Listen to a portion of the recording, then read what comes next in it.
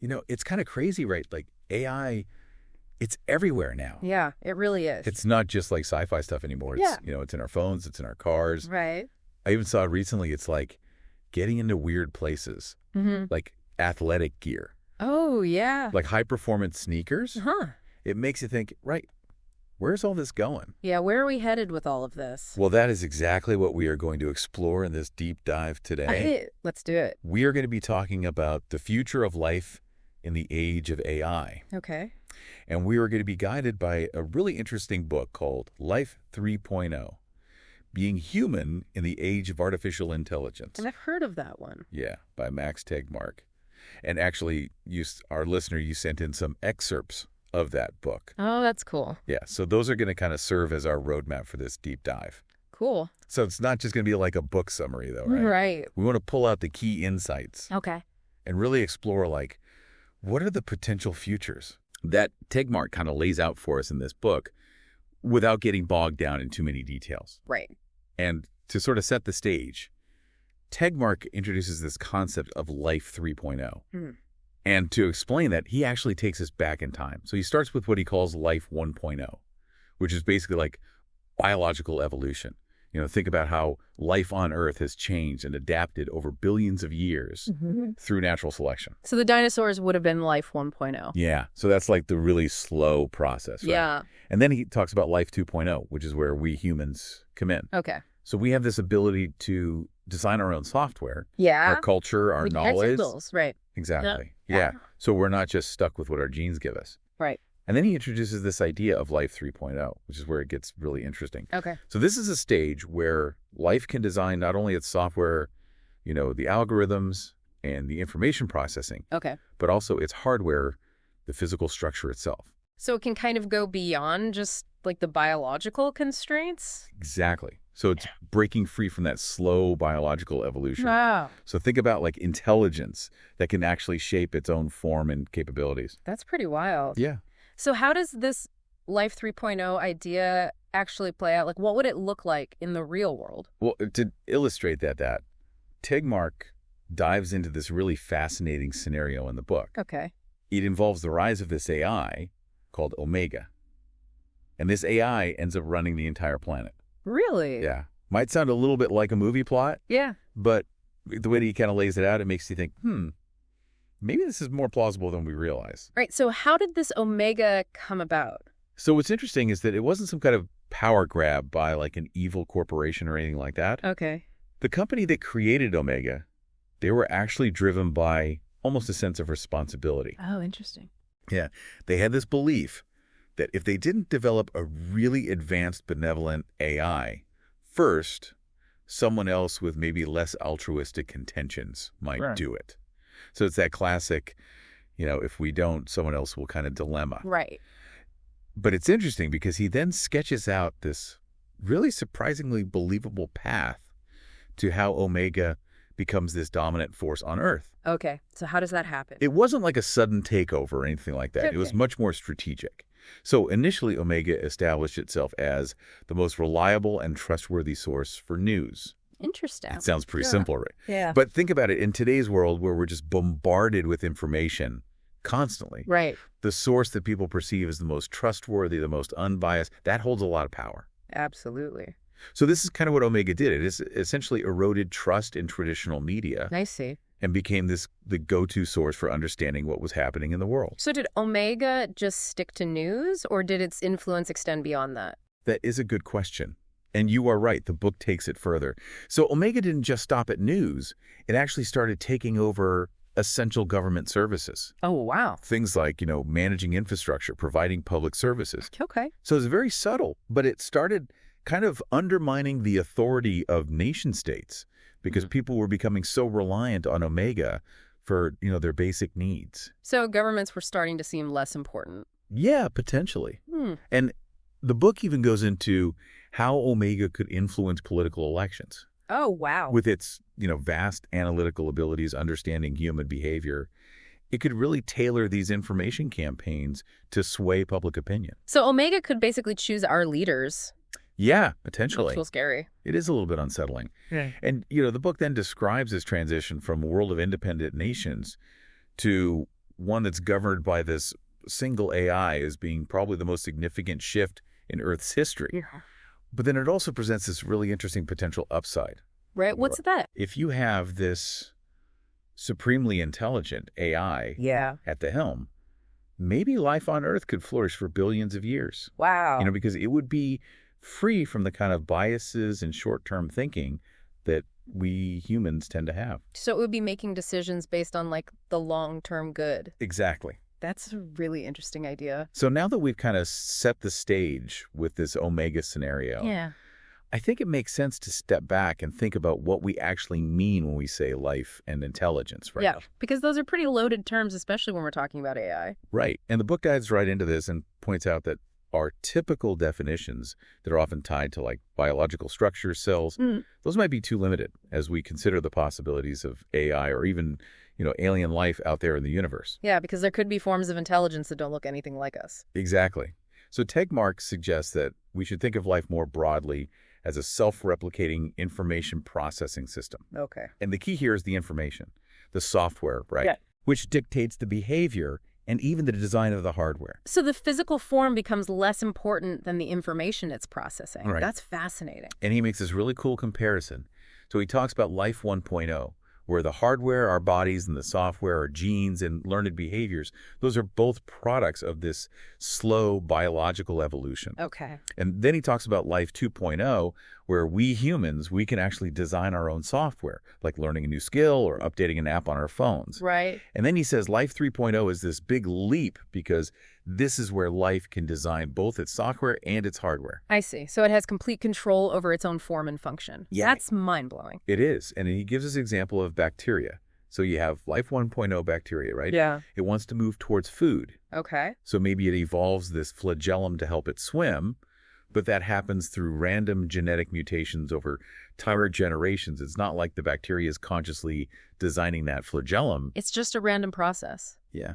Whereas Life 2.0, like us, if the environment changes, we can adapt much more quickly. We can update our software. We can learn new strategies. We can acquire new knowledge, right? Right. And Life 3.0 takes that even further. Because it can actually change its own hardware. Exactly. Yeah. Imagine an AI not just rewriting its code, but changing its physical structure to be more efficient. That's pretty incredible. So this whole discussion about the potential of AI naturally brings us to the topic of AI safety. Right. And the book really emphasizes this as a critical area that we need to be thinking about carefully. Yeah. And it's interesting because the book mentions how around 2015 this topic kind of shifted. It went from being seen by a lot of mainstream AI researchers as almost like a fringe concern to a much more central focus of discussion. Yeah, that makes sense. As AI has gotten more powerful, the potential risks become more real. Exactly. And people are starting to take them more seriously. Yeah. Like before, it was almost dismissed as oh, that's just science fiction. But as the capabilities of AI have rapidly advanced, it's become clear that we need to think about the potential consequences. Absolutely. And the book actually mentions this really interesting moment in 2014. Oh, yeah. What's that? There was this brainstorming session that happened at Tegmark's house. At his house? Yeah. And it involved some really prominent MIT professors like Frank Wilczek. And this gathering seems like it was really pivotal in solidifying this idea that we need to be thinking about how to define AI goals so that they align with human benefit.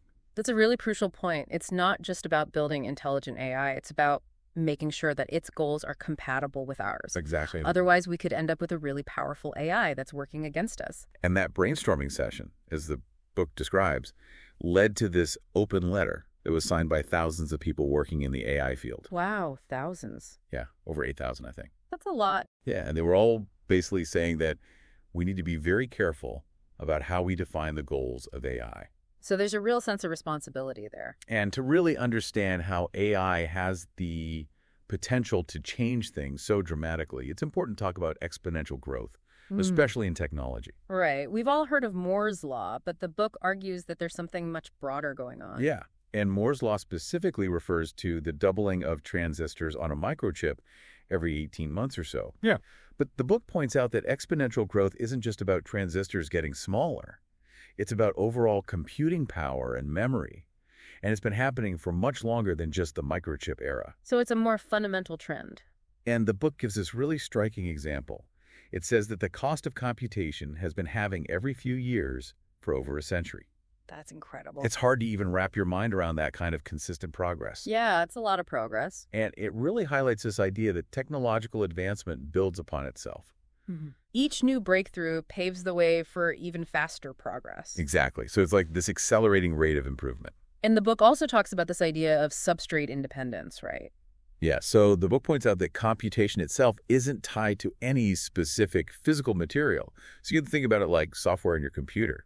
The same program can run on different types of hardware, a laptop, a desktop, as long as that hardware supports it. Okay.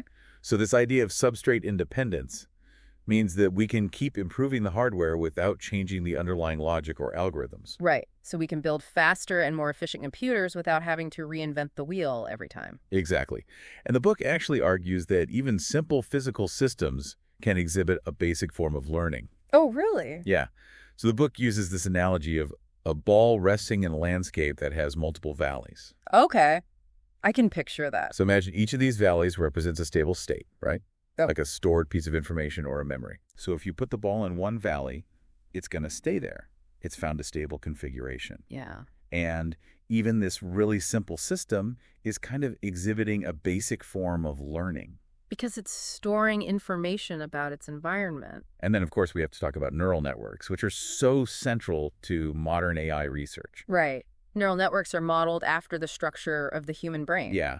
And the book suggests that the reason why neural networks are so effective in our brains is the same reason they're proving so powerful in AI. So they're good at tackling complex problems in the real world. Exactly. Because they're based on how our own brains work. And the book argues that it's not just because of the mathematical principles behind neural networks, but also because of the nature of the real world itself. So there's a deep connection between neural networks, the way our brains work, and the nature of reality itself. Right. And now let's shift gears a little bit and talk about a topic that I'm sure is on a lot of people's minds. The impact of AI on jobs and the economy. Yeah, this is a big one. The book raises this very real possibility that AI could eventually surpass human capabilities in areas that are really important to us. Right. Areas that give us a sense of purpose and value in the workforce. So what happens to us if machines can do everything we can do, but better? Yeah, that's the big question, right? Yeah. And the book describes how AI researchers are having these aha moments where they're seeing AI achieve things that they didn't expect for years. So the progress is happening even faster than we thought. It is. And it gives this really fascinating example of DeepMind's AI learning to play computer games. Oh, yeah, I've heard of that. It learned to play at a superhuman level just by experimenting and learning from its own mistakes. That's amazing. So it wasn't programmed to the rules of the game. It actually figured them out on its own. And the book draws this comparison with the Industrial Revolution. Back then, it was about machines replacing physical labor, right? Right. But now we're talking about machines potentially replacing our minds. Yeah. And it makes you wonder, if AI can do more and more of the tasks that we do today, what's left for us? What will our role be in the economy of the future? It's a tough question. And some people argue that new jobs will always emerge just like they did after previous technological revolutions, like when the wheel was invented or the printing press. Right. People point to history and say that we've always adapted before. But the book also introduces this really important caveat.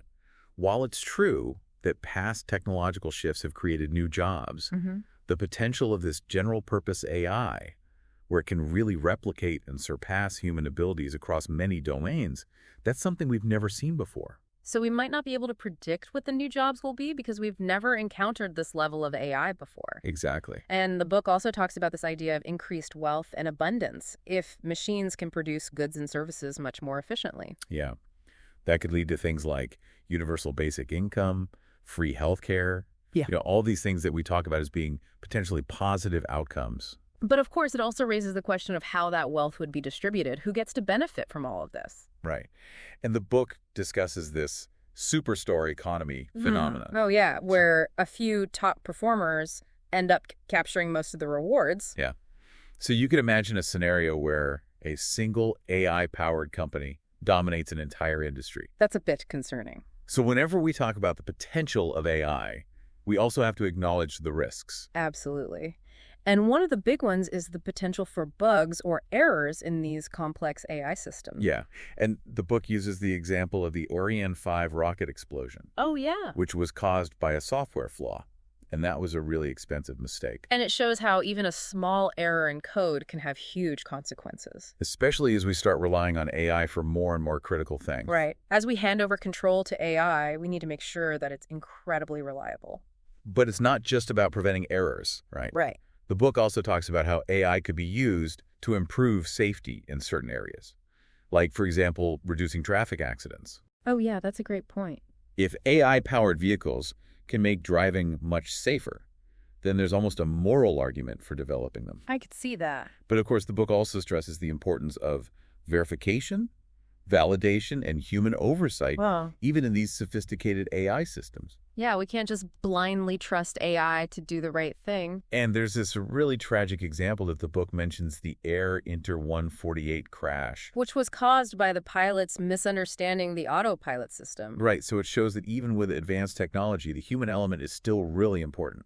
How we interact with AI is critical. And as our reliance on AI grows, especially through the internet and the Internet of Things, the book also touches on the potential for new vulnerabilities. Yeah, that makes sense. The more we rely on AI, the more opportunities there are for things to go wrong. Like, imagine AI-powered phishing attacks, Oh, wow. where an AI could craft these incredibly personalized and convincing emails that could fool even the most cautious people. That would be really hard to defend against. And the book points out this interesting thing about AI research.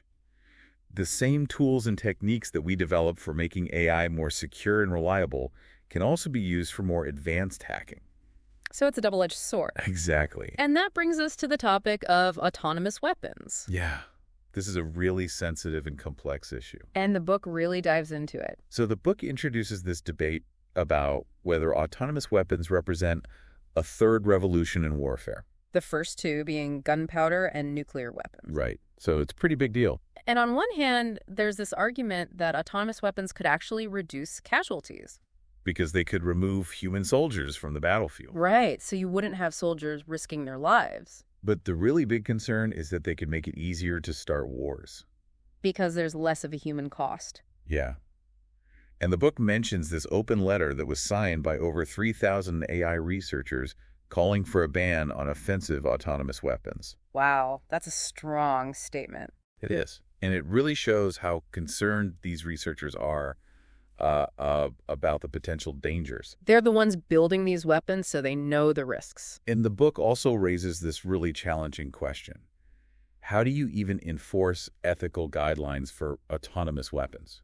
It's a tough one. How do you program a machine to make moral decisions in the chaos of war? And who's responsible if an autonomous weapon commits a war crime? These are really important questions that we need to answer. The book also shares some pretty amazing anecdotes about near disasters that were prevented by human judgment. Oh, yeah, like that time during the Cuban Missile Crisis when a Soviet naval officer refused to launch a nuclear torpedo even though he thought war had already started. Exactly. And then there's the story of Stanislav Petrov, who basically ignored a missile detection system that was malfunctioning. Wow. So in both of these cases, human intuition and the ability to go against strict protocols actually saved the day.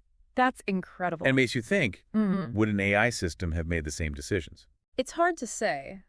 AI is good at following rules, but it might not be as good at making judgment calls in those kinds of situations. So to kind of wrap things up, the book lays out this really interesting range of potential future scenarios with advanced AI. Okay.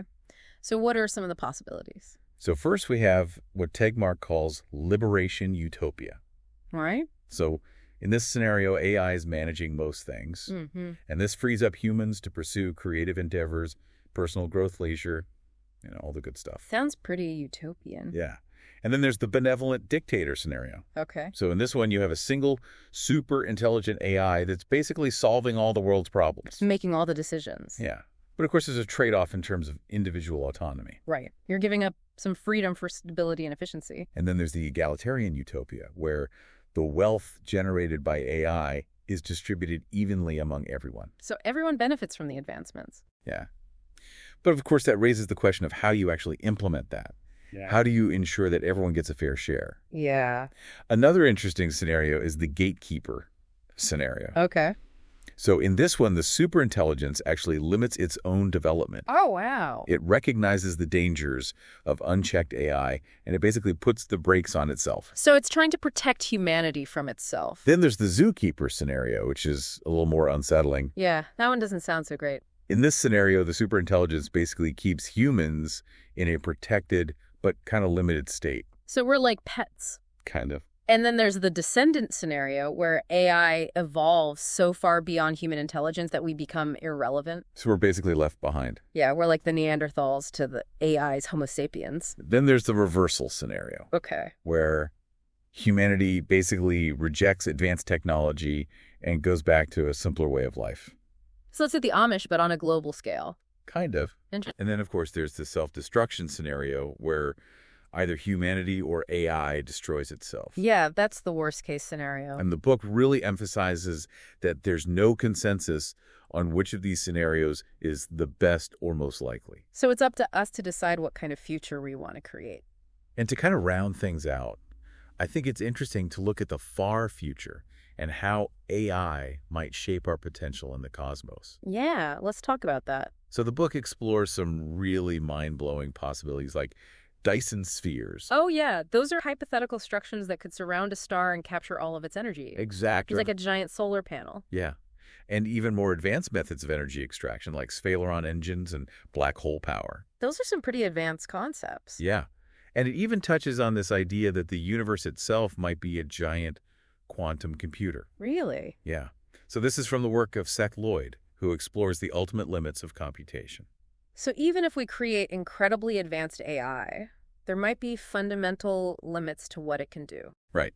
And this leads to the idea of life potentially enhanced by AI expanding throughout the galaxy and even beyond. That's pretty cool. So the book talks about things like boosted ramjets and laser propulsion as potential ways to travel between stars. Yeah, those are theoretical technologies that could enable interstellar travel. And with AI managing the complexities of these long-distance space voyages, the idea of colonizing other planets or even other galaxies suddenly doesn't seem so far-fetched. Especially if we can create self-replicating probes that can explore and build new outposts for us. Exactly. But then, of course, we have to consider the Fermi paradox. Yeah, the paradox that asks why, if the universe is so vast and old, we haven't encountered any other intelligent civilizations. Right. And the book explores some potential solutions to that paradox, like maybe the origin of life is just incredibly rare. Or maybe intelligent civilizations tend to destroy themselves before they can reach other stars. So the book also dives into this really fascinating discussion about the nature of goals and purpose. Yeah. And it's just that goal-oriented behavior might not be unique to living things. It could actually arise from the fundamental laws of physics. So even non-living systems could exhibit a kind of purpose or direction. And the book mentions the work of Jeremy England, Yeah. who suggests that thermodynamics might play a key role in the emergence of life. So life might be a natural consequence of the laws of physics. And this brings us to the really complex challenge of aligning the goals of advanced AI with human values. The value alignment problem. Yeah, that's a big one. As we create more and more intelligent AI systems, how do we ensure that their goals are compatible with ours? How do we prevent them from turning against us or doing things that we don't want them to do? And the book highlights this idea called the orthogonality thesis, Oh, yeah. which basically says that intelligence and goals are independent. So you could have a super intelligent AI that has goals that are completely different from our own. And that could be really dangerous. And it's hard to even define what our goals are as a species. Right. Whose values should we prioritize? How do we even agree on what our goals should be? Yeah, it's a really tough question. And then, of course, there's the whole debate about consciousness and whether AI can truly experience consciousness. Yeah, that's one of the big mysteries, right? Can a machine actually feel or experience the world the way we do? The book mentions integrated information theory, or IIT, Oh, yeah. as one attempt to define and measure consciousness. But it's still a very controversial theory. And the book points out how difficult it is to distinguish between AI that is merely acting conscious and AI that is genuinely having subjective experiences. Yeah. How can we know if a machine is really feeling something or if it's just pretending to feel something? The book also talks about the limitations of our own consciousness, like blind sight. Oh, yeah, where people can react to things that they're not consciously aware of. And it also mentions these concepts of System 1 and System 2 thinking. So System 1 is like our fast, intuitive thinking, and System 2 is our slow, deliberate thinking. Right. And the book explores how these concepts might apply to AI. So maybe AI could have different modes of thinking too. Ultimately, the book suggests that a highly intelligent AI with goals would likely develop a strong drive for self-preservation. Because if it wants to achieve its goals, it needs to make sure it survives. Right. But this also raises some potential risks if the AI's goals aren't perfectly aligned with our own. And then there's this really thought-provoking idea that the book ends on.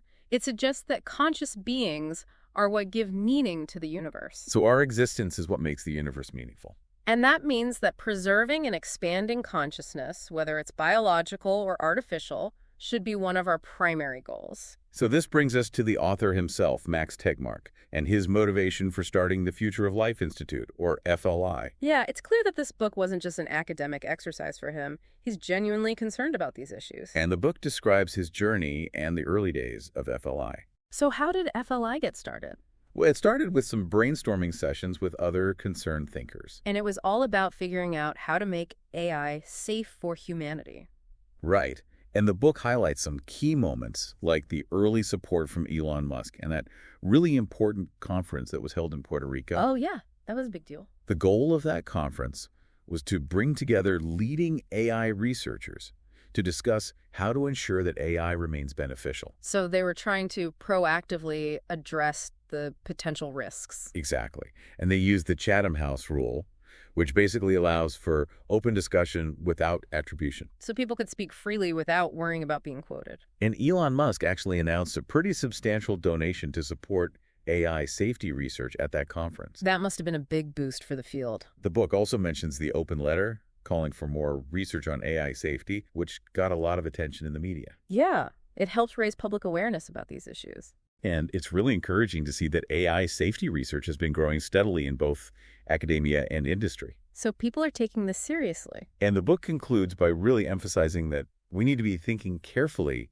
about the future we want to create with AI. It's not enough to just focus on the potential dangers. We need to actively work towards the future we want. And it stresses the importance of improving various aspects of human society, like our education systems, our laws, our ability to resolve conflicts before AI becomes too powerful. Because a more advanced society will be better equipped to handle the challenges of advanced AI. So the book's message is ultimately that we are the guardians of the future of life. We have a responsibility to shape the development of AI in a way that benefits humanity. So as we wrap up this deep dive into the future of life in the age of AI, it's clear that we've only just scratched the surface. Yeah, this is a huge topic with so many different facets. And the range of potential futures, as Tegmark lays out, is incredibly broad. From utopia to dystopia and everything in between. But the really important thing is that we start thinking about these issues now. We need to understand the possibilities and start making choices that will lead us towards the future we want. And